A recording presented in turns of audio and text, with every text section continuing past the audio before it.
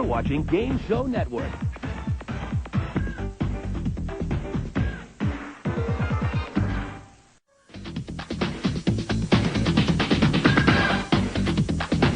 You're watching Game Show Network.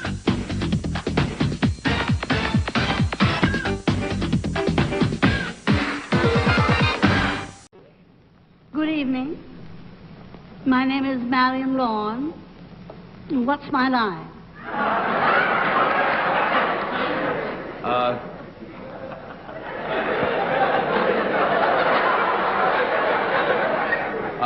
Miss Lorne, dear, I've got a secret. Oh, you have? Tell me about it. I didn't know. I've Got a Secret, brought to you by Bristol Myers, makers of Buffrin, the modern pain reliever that gives you fast pain relief without upset stomach. Bristol Myers brings you America's #1 panel show, I've Got a Secret, starring Gary Moore.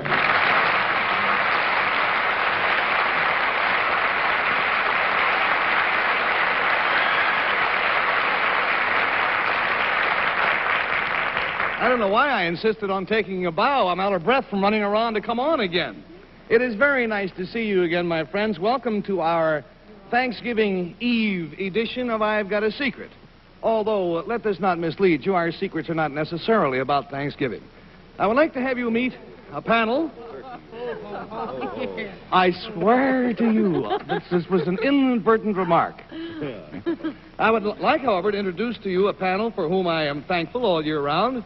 Bill Cullen, Betsy Palmer, Henry Morgan, Bess Myerson. That's our bunch.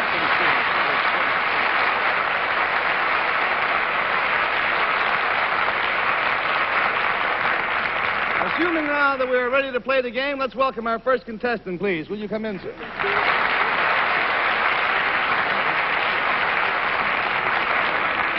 Will you tell our panel, please, what your name is and where you're from? My name is Paul Selecki, and I'm from Glen Lyon, Pennsylvania. Mr. Selecki, S-E-L-E-C-K-Y, and he is from Pennsylvania. Now, Mr. Selecki, if you'll whisper your secret to me, the audience at home are anxious to find out what it is.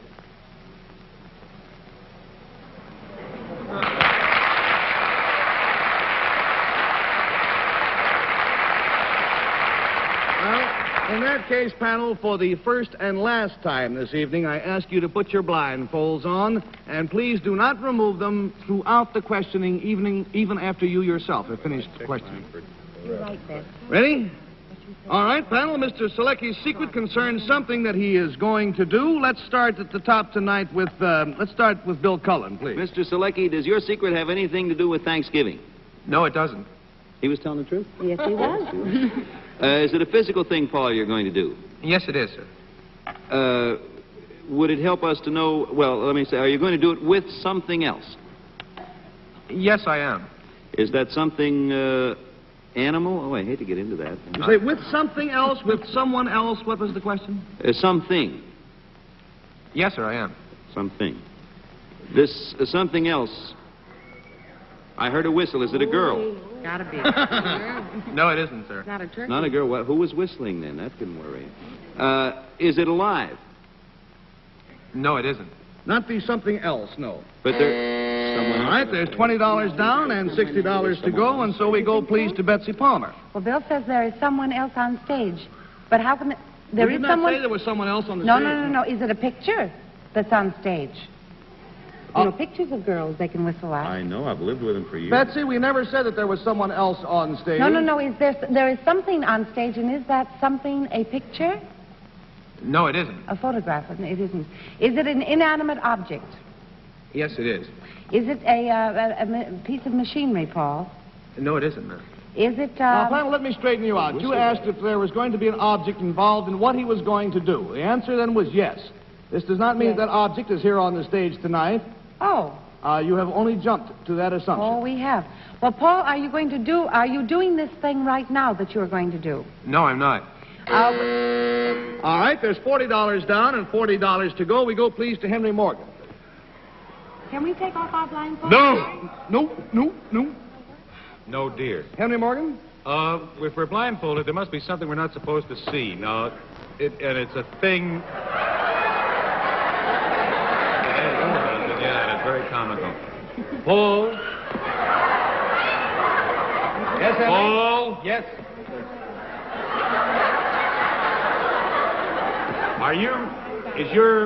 You've got what? Is your appearance being altered in any way? That is, are you taking clothes off or putting something on? Yes, I am. Is it metallic? No, it isn't. All right, there's $60 down, $20 to go, and we go, please, to Bess. Well, it could very easily be that the girls were whistling at Paul if he were taking clothes off.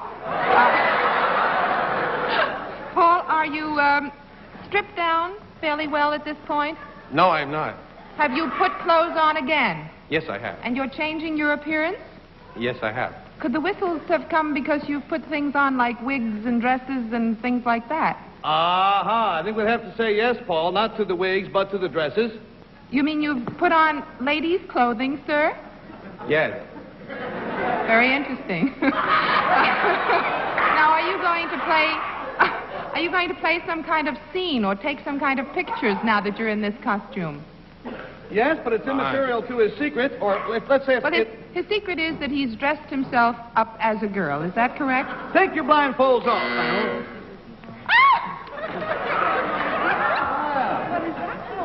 Well, now, pardon? Pennsylvania University. Yes, Bill, you say it. Mask and Wig. The Mask and Wig Show of the University of Pennsylvania.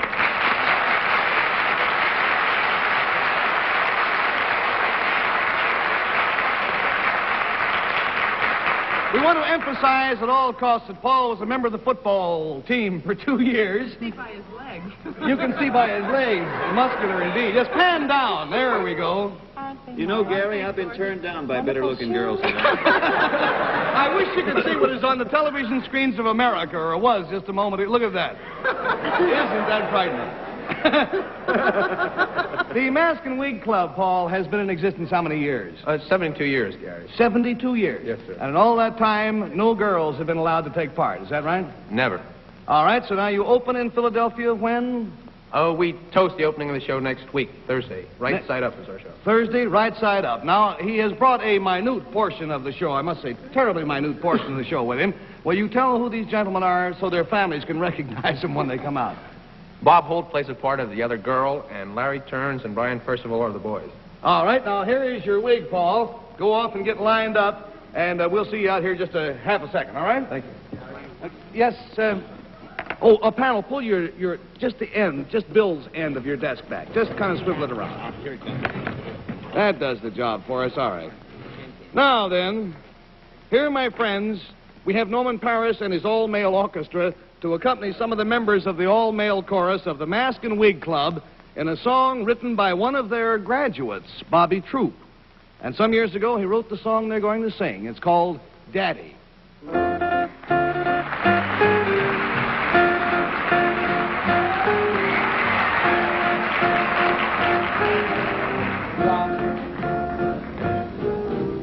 Ra-da-da, ra-da-da, ra-da-da, ra-da-da-da-da-da-da. Hey, listen to my story about a gal named Daisy May. Lazy Daisy May. Her disposition was rather sweet and charming, at times alarming, so they say.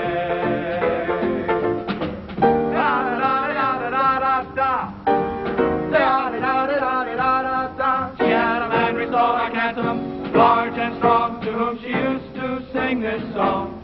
Hey, Daddy, I want to diamond ring, sing, sing, everything. Daddy, you ought to get the Hey, Daddy, well, I look well in sable gowns with Paris labels. Daddy, you ought to get the best for me. Here's an amazing revelation with a bit of stimulation. I'd be a great sensation. I'd be your inspiration. Daddy, I want a brand new car, champagne caviar. Daddy, me. You want to get the best of me.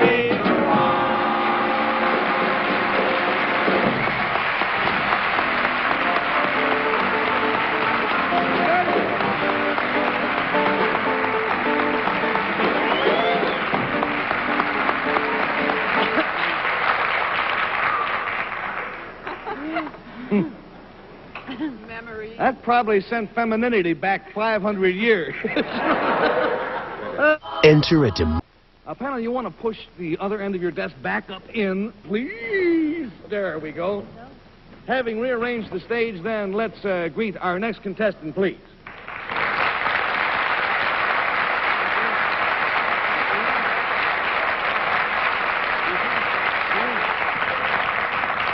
Now, pull in nice and close to me, gentlemen, and we'll find out for the benefit of the panel and the public at large what your names are and where are you from. Herman Stenberg, New York City. Mr. Stenberg, who is from New York City, and your name, sir? Harry Stark, Oklahoma. Mr. Stark of Oklahoma. Now, if you will whisper your secret to me, gentlemen, we'll share it with the folks at home, and here we go.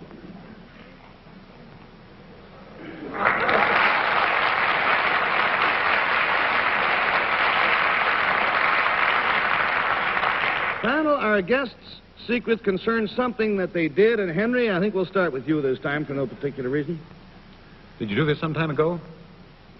Yes. Gentlemen, I hate to contradict you so early in the game, but may we have a small conference, please?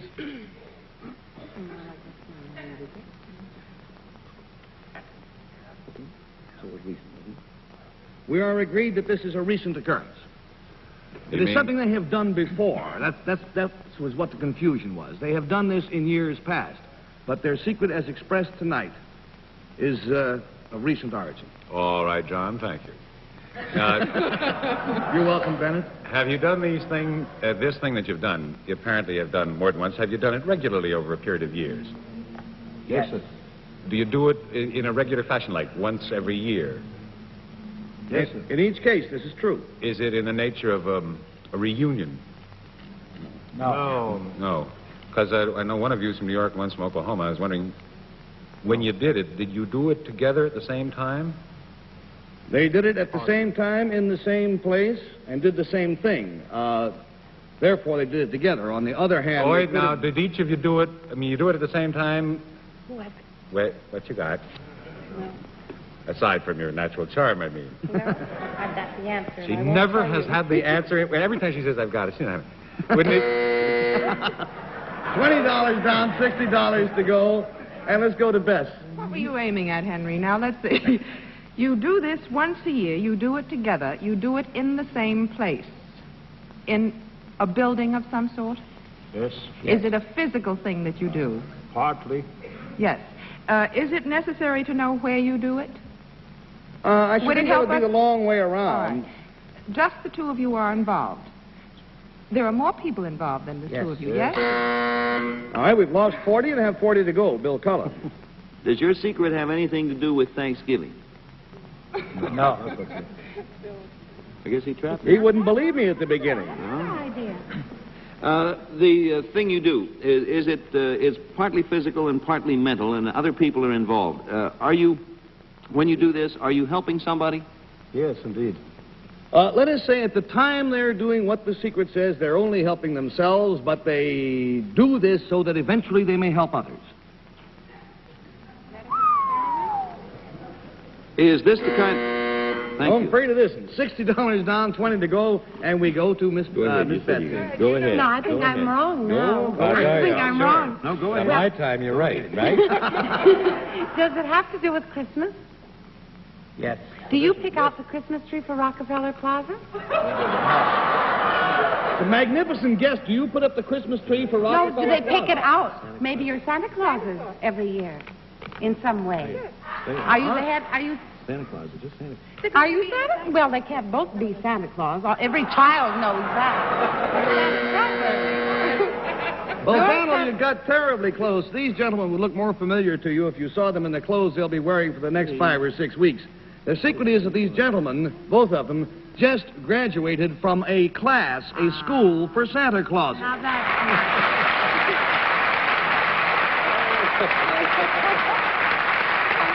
You have to take a refresher course each year, and graduates of this school dress up as Santa Claus and preside over little red chimneys on street corners all over the country to collect funds for the needy.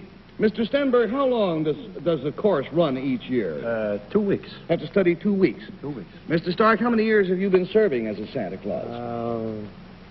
3 years. 3 years. 2 or 3 years. Mm-hmm. Gary? I must say that Mr. Stark has a head start here with his natural growth. Is he going to have to cover it up? Whoever saw Santa with a brown beard?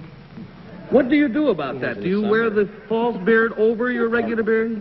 You have to subordinate your own ego to the false one, huh? It's kind of coming like this. Oh, you cover it like that. Kind of a slim. It's kind of safe. Pardon? Kind of a slim. Well, you pad out a little bit, too, don't you, Mr. Stark?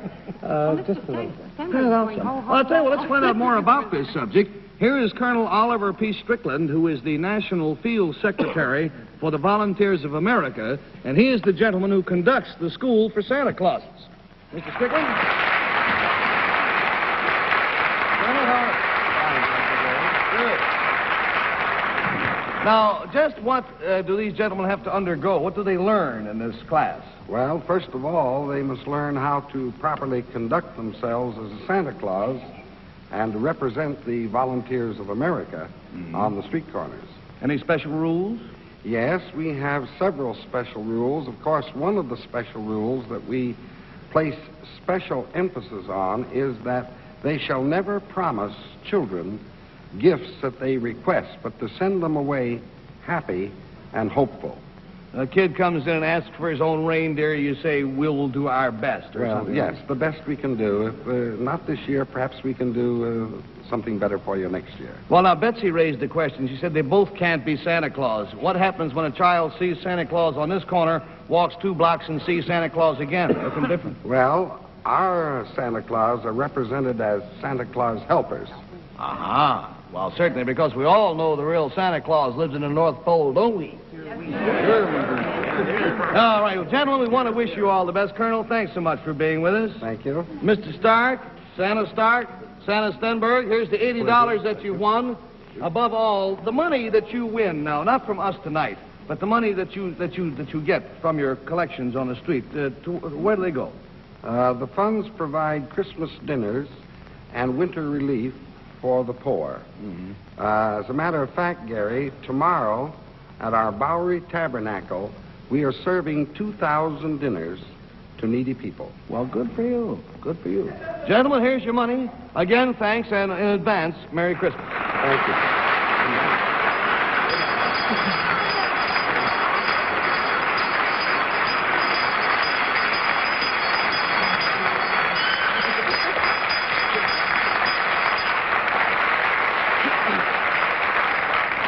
Panel, without taking your blindfolds, I'm going to have to ask you to leave the premises for a limited time, but we'll call you back as... I would like to remind you that this is the Thanksgiving holiday weekend and that you should drive carefully, but I assume you know that already. Now that it is time for us to meet our very special guest for tonight, lady to whom I lost my heart when I first met her some 2 years ago, and I lose it again afresh each Tuesday evening. Here is Miss Marion Lawrence.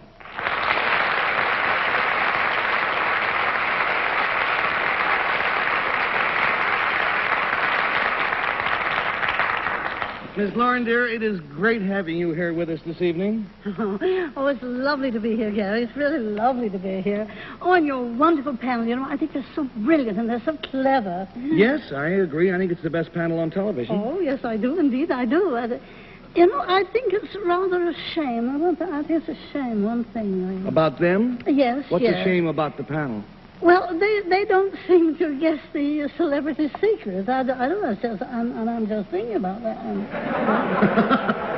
As a matter of fact, you're shamefully right, because I can't think back to how many weeks ago it has been since they have guessed any celebrity secret on the show. Oh, dear. Do you suppose they'll get an inferiority complex? Oh, no, that would be terrible. That will be terrible. I don't Well, as a matter of fact, dear, I've given this some thought, and I figured out a way to make sure that they do guess your secret tonight. Oh, yes, sir. Because this is Thanksgiving, we should be charitable, don't you think so? Oh, yeah, I do. Mm. All right, now good. Now, here's what we're going to do. We will give the panel a typical celebrity secret to figure out. That's usually a trick of some sort, usually a trick played on the panel, right? Yes, sir. Mm-hmm. You do watch. Oh, dear, every Thursday night.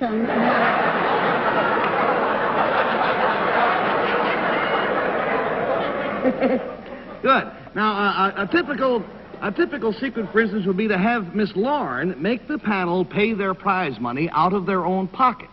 Normally, as you know, the money is paid by our sponsors. But tonight, Marion, your secret will be that the panel has to pay the prize money out of their own pockets.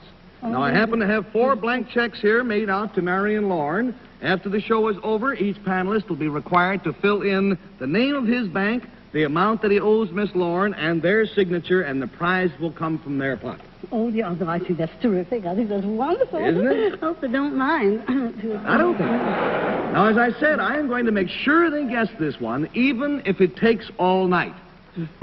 After the normal round of questioning is over, if they have not guessed the Marion's secret, I'll break the news to them that they cannot leave the stage or go home until they guess the secret. Now, we have 700 witnesses here in our studio audience. Are you prepared to stay with us until such time as they get the secret?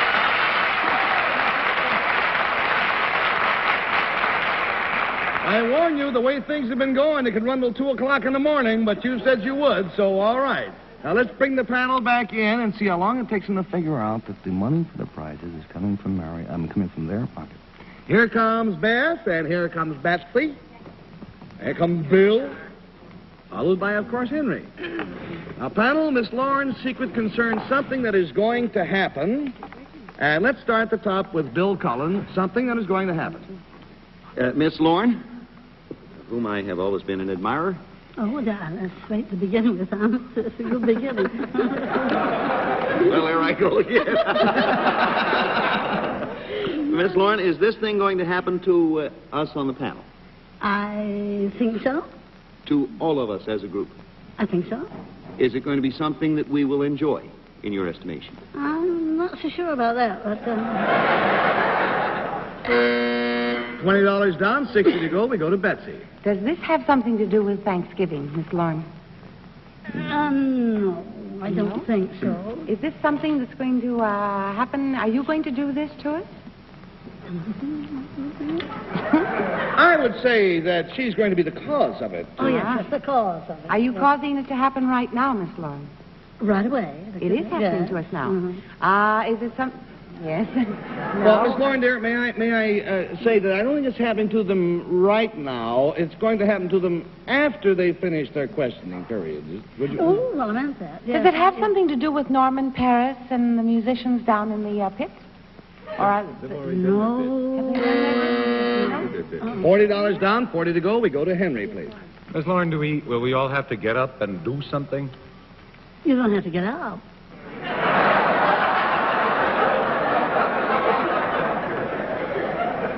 Is another agency going to be involved in what happens to us? Some device or a person or that kind of happening? Somebody's going to have to do it. Some thing, some machine. Oh, I think it's just you. $60. You're right. Yes, $60 down and $20 to go, and we go to Bess. Is this a physical thing that we're going to do? No. No, we're just going... Marion, dear, wouldn't it be a physical action, a physical motion? Yes, slightly physical, you know. Not a real physical thing. Oh, no, you mean it doesn't call for a tremendous amount of effort, but it's physical as opposed to mental. Oh, yeah. Yeah, maybe. Will we be using our hands when we do this? Yes. Mm-hmm. Will we be doing something above the neck as well? Yeah, Will we be eating? No, you don't have to. All right, $80 down. Now, panel, normally at this moment, I would tell you Marion Lawrence's secret, but I'll tell you frankly, we have recently here on the show become concerned about you. We cannot think how long it has been since you have guessed a celebrity secret. Other secrets, yes. Celebrity secrets, no. And we're afraid that you might lose confidence in yourselves. You know, we want you to guess one. So we decided that in order to preserve your self-confidence, you should be given a chance to figure out Miss Lawrence's secret, even if it takes all night. Our audience has agreed to stay here in the studio after the show if necessary. Is this true, audience? You agreed to stay? So I emphasize, yes, Bill? Gary, do the producers realize what scale is for all night? Yes, they realize what it is. It doesn't apply in your case, however. So, we shall, I'll tell you what, Frank, say goodnight to the folks whenever you want to. We'll resume the questioning and keep right on going. Bill, until death do us part. I figured he was never coming back for me, and I stopped listening. I was in... Transportation for contestants and I've Got a Secret is arranged by United Airlines. That doesn't make any difference. We're going to be here until we get it. Very unusual. I've Got a Secret right, was brought to you by Bristol Myers, makers of Buffrin and Ipana, who wish each and every one of you a very happy and bountiful Thanksgiving. I mean, is there another object? An inanimate object of some sort? Panel, may I interrupt you? Are we going to have to dismiss this? No, dear, we are going to stay until the secret is guessed. Understandably, our friends of the stage crew must get home to their families, so they'll strike the scenery, but we'll stay. We'll stay. I feel undressed. Now, whoever saw...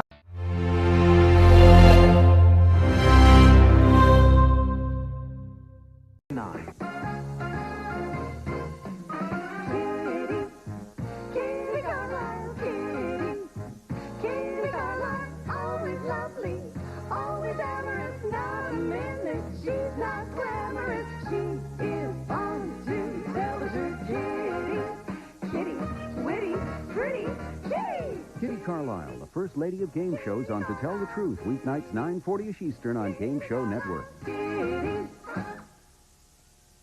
Game Show Network has gone into the vaults to retrieve some programs that haven't been seen for decades. Just a little dusty. Hey, watch the lost episodes every Friday night. He was the kind of guy you didn't mess around with. Impossible. He had street smarts, all right. Did you kiss the wife of somebody involved on this particular program by any chance? And a keen sense of smell. You could track down secrets like nobody's business. I forgot what I asked there for a minute. You can watch him in action. Bill Cullen. Who can play at this game, you know? I've Got a Secret. Weeknights 9ish Eastern, 6ish Pacific. Get ready to play. Johnny Carson, Raquel Welch, Muhammad Ali, Barbara Streisand, Warren Beatty. You just never know who's going to drop by on What's My Line. And then... My name is Paul Newman, and I've got a secret. Join host Gary Moore, fabulous celebrities, and one of the funniest panels ever assembled for the most revealing game show in history, I've Got a Secret. Catch What's My Line, followed by I've Got a Secret every Sunday on Game Show Network. Here is what you're going to be seeing tomorrow on my other YouTube channel. Game where knowledge is king and Lady Luck is queen. It's the Joker's Wild. And now here's the host of our show, Jack Barry.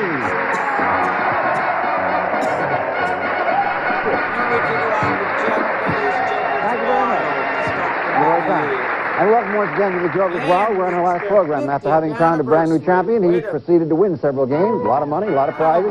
And we're right in the middle of a game which we didn't have a chance to finish, and we're going to do that right now. Jay Stewart, if you will reintroduce the champion and the challenger, please.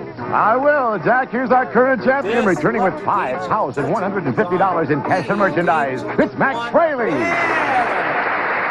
And he's appointed as a secretary. She likes to swim and play racquetball. And this is Gail Jonasson. Hi, Gail and Max. Nice to have you back with us here on the Joker's Wild. Thank you, Jack.